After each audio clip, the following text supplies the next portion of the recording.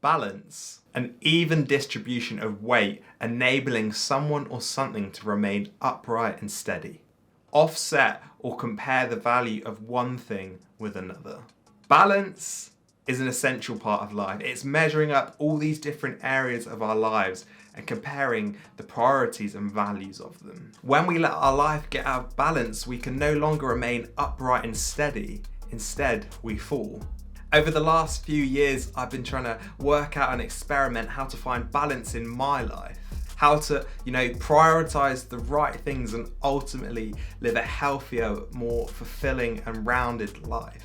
In this video, I want to share a bit about my journey with this, how I've been experimenting and what I've been learning. By no means am I an expert, I have not nailed it, but every day, every week, every month, I'm trying and growing.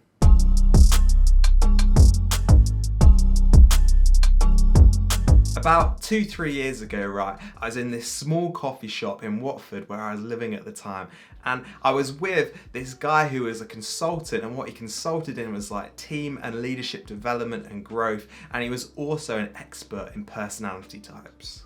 What he particularly specialised in was Myers-Briggs, and for those of you that are interested, my Myers-Briggs is INFJ, or some people might call me an INFP. It depends whether you believe in the nature-nurture side of it. However, that isn't the point. The main point is he gave me this really useful bit of information that has stuck with me ever since. And what he did is he described me, and just to put it in there, he hardly knew me at all. This was like the second time we'd met, the first time we'd had like a one-on-one conversation. But what he described me as was a magpie. Now, for those of you who don't know, magpies have this kind of mythology around them about a few key areas. First of all, they're seen, I mean, it's not really a myth, but they're seen as incredibly intelligent. So, I was like, thank you very much. But also the myth that they have around them, or this mythology, is that they're really attracted to shiny objects, and they're like hoarders and collectors of shiny things. And so they'll see something, they'll pick it up and take it back to their nest, and they'll see something else shiny and it will grab their attention and they'll take it back to their nest. And like, they love shiny things and it captures their attention. But what they do is they obsess over it for a really short amount of time, and then they move on to the next shiny thing. This was how he was describing me, and it really hit home. And I know these personality test things, they're great, but they also need to be taken with a pinch of salt. But this was separate. This was a separate thing that had really connected with me. And mainly because I reflected and I was like, you know what, this is true in so many different areas of my life, whether it had been like work interests or games I was playing or hobbies, activities, people even. I'd have like this thing where I'd get really into it and I'd like obsess over it. And it was like these shiny objects in different areas of my life that I was like, oh, this is really interesting. But then quickly I'd get bored, or I'd run out of steam, or something new and shiny would come up over here, and my attention would shift and change. And I'm not just talking about, this happens occasionally. I can see it throughout the whole of my life that I can remember, from like late kidulthood, being like in my early teens, whatever that time was, right up until now, there is that trend. But what I want to also add is that it did have that compulsive element to it, all these different things. There was almost like shiny thing, a compulsive obsession for a little bit, and then completely dropping it. And the problem with living this way is that the idea, the thing that was fun, the passion, it all disappears, and suddenly life goes out of balance. And with life going out of balance, I found I've been constantly unfulfilled, that I've been unhappy and depressed, and that I've been constantly looking for the next exciting, shiny thing. And it was, and still isn't, because it's in part of who I am, a healthy way of living. So knowing this about myself and having spent the last number of years reflecting on this, thinking about this, thinking, actually, you know what, this is part of who I am. How can I turn this into a positive? How can I harness this thing? The one thing I keep coming back to is this core idea, balance. Finding the correct balance between all these different areas and passions and interests in my life to make them healthy and sustainable. And also, more than anything, trying to stabilize my attention span. life is just made up of so many different parts, right? I have, my marriage, my wife, I have the rest of my family, I have my friends, I have my faith, I have my desire to learn and grow, which comes in the form of, like reading and listening to podcasts and all that kind of stuff. I have work, I recently got this new and exciting job and this career change. I have my health, that could be my physical health, so what I'm eating, how I'm physically exercising, or it could be my mental health, how I'm looking after my well-being, my emotional well-being.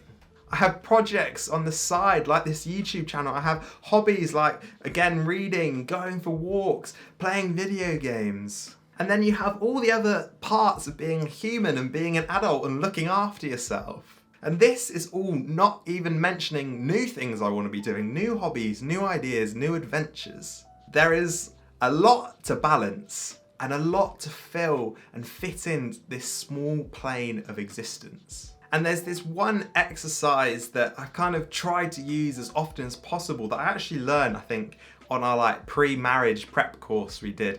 And it's all about listing your priorities. At the end of the day, our time here on earth in our life is limited. We can't fit everything in we want to, and we can't prioritize everything. Not everything can be top of the list. And so there has to be some kind of order. I often think about the season of life I'm in, where I'm heading this week ahead, this month ahead, this year ahead, and what are my priorities? Ones that are regularly, if not almost always, at the top of my list are my marriage, my family, my friends, and my faith. Do I always actually prioritize these things? Probably no, but there is the intention there for them to be the top things I go after. And then, probably next is my health, my mental and physical health, what I'm eating, my exercise. I know I should be exercising 5-6 times a week regularly. Am I? No. Do I want to be? Yes. And then it's also, looking after my mental well-being, making sure I'm on top of how I'm feeling and I understand where I'm at. And these things as well are great because by prioritizing my physical and mental health, it's actually increasing my productivity. And what's great about this activity of prioritizing and making this list of all these different areas of your life is you can almost assign time to them because, although work isn't my number one priority, I know that work is probably in my week the thing I'm going to spend my most time doing. And that's okay because actually the priority list doesn't have to be the same and identical to the amount of time you're giving it.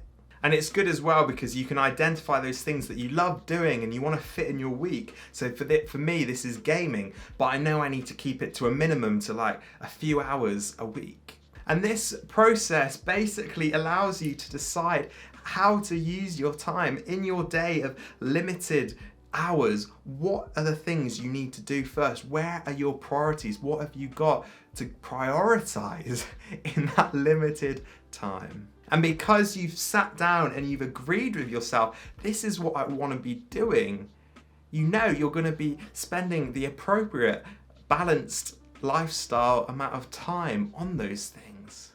And because you've made this list of priorities, you know what you value above other things and how much time you want to assign to those things.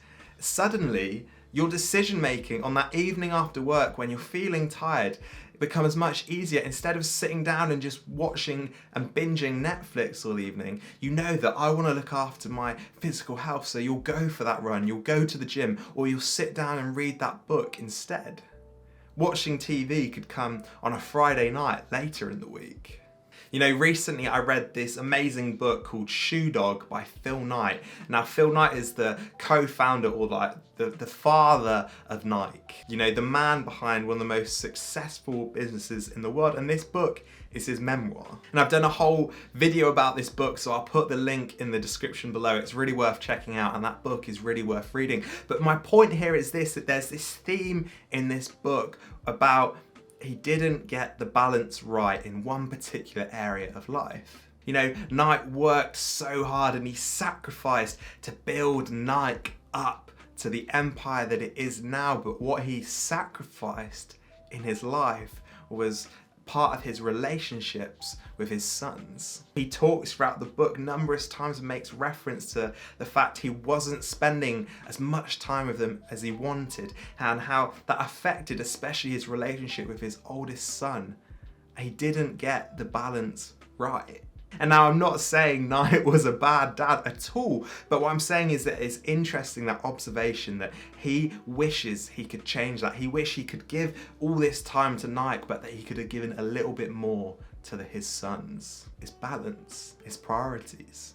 He committed all his time to going after his dream, and he fell out of balance, you know? And I think this is a lie that is sold to us by our culture, to pursue one single thing, to commit everything to it, to become successful in that one isolated thing.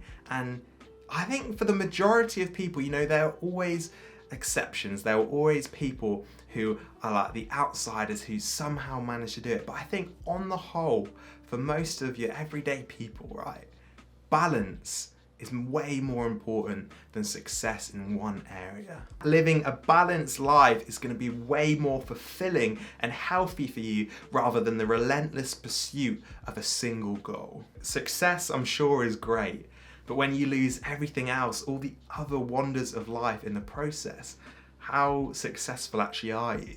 I know for me, when my life is more balanced, more well-rounded, I'm happier, I'm more content, I'm more full of joy. And that's the kind of life I want to be pursuing. And what's great about that is I can actually fully give myself to all those different areas of my life in a healthy way. It's not easy, right? Every day is a challenge. Life isn't simple, but I think balance is that goal that is worth pursuing. So, balance, right? If you have enjoyed this video or if you've learned something new, please consider dropping a like and subscribing to the channel, maybe even share it for family or friend who you think could benefit from this. I've been Ash Porter, thank you so much for watching, and I'll see you next time.